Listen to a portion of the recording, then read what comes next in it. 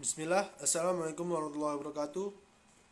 Nama saya Muhammad Sabat Sabira dari Program Studi Komunikasi dan Menyala Islam Universitas Muhammadiyah Yogyakarta akan meresum materi pertama dan kedua dari mata kuliah Psikologi Komunikasi Dakwah.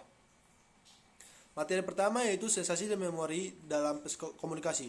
Sensasi berasal dari kata sense, yang artinya alat penginderaan yang menghubungkan organisme dengan lingkungannya. Sensasi dapat diterima melalui alat indera.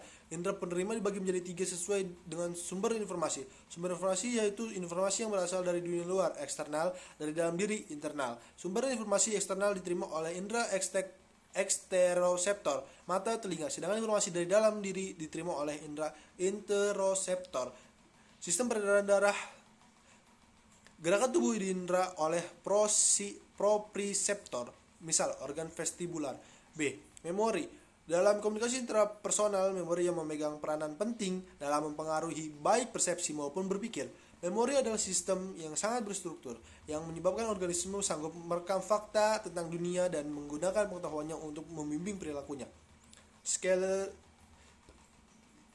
Yaitu perkataan dari Schlesinger dan Groves. Memori melewati 3 proses. Yang pertama, perekaman atau yang disebut dengan encoding adalah pencatatan informasi melalui reseptor, indera, dan sirkuit saraf internal. Yang kedua, penyimpanan storage adalah menentukan berapa lama informasi itu berada beserta kita, dalam bentuk apa dan di mana. Yang ketiga, pemanggilan retrieval. Dalam bahasa sehari-hari, mengingat lagi dan menggunakan informasi yang disimpan. Jenis-jenis memori terbagi menjadi 4, yaitu pengingatan, recall, proses aktif untuk menghasilkan kembali fakta dan informasi secara verbatim, kata demi kata, tanpa petunjuk yang jelas. Pengenalan, recognition, agak sukar untuk mengingat kembali sejumlah fakta, lebih mudah mengenalnya. Belajar lagi, learning, relearning, menguasai kembali pelajaran yang sudah kita peroleh, termasuk pekerjaan memori. Dan yang terakhir adalah redintegrasi, atau yang disebut dengan redintegration, merekonstruksi seluruh masa lalu dari satu petunjuk memori kecil. Materi kedua yaitu perspektif, konsep diri, dan tipe kepribadian. Persepsi adalah sebuah proses di mana individu mengatur dan menafsirkan kesan sensorik mereka untuk memberi makna pada lingkungan mereka. Persepsi juga dapat disebut dengan pandangan seseorang dalam menanggapi suatu fenomena.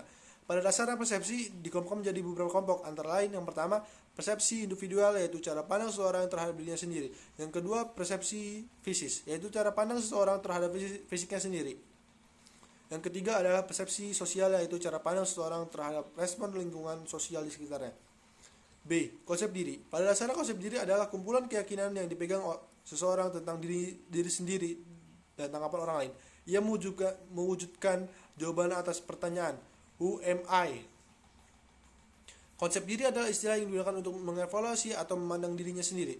Yang ketiga, bagian konsep diri menurut Roger, ideal self, yaitu konsep diri untuk menjadi ideal, menjadi seperti yang diinginkan. Dengan konsep diri ideal ini, seseorang akan berusaha membuat dirinya seideal mungkin.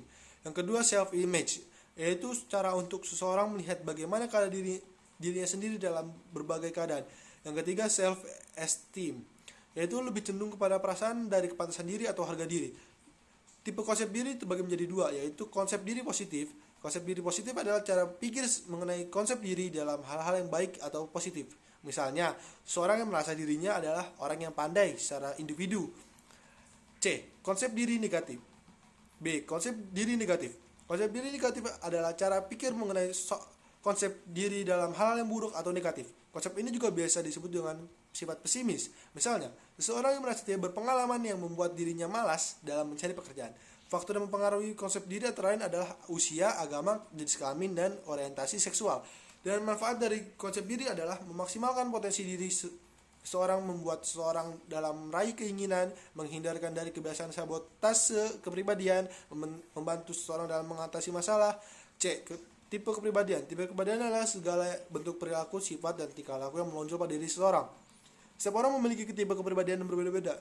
Secara garis besar, tipe kepribadian dibagi menjadi 3, yaitu introvert, extrovert, dan ambivert. Terima kasih dari saya. Assalamualaikum warahmatullahi wabarakatuh.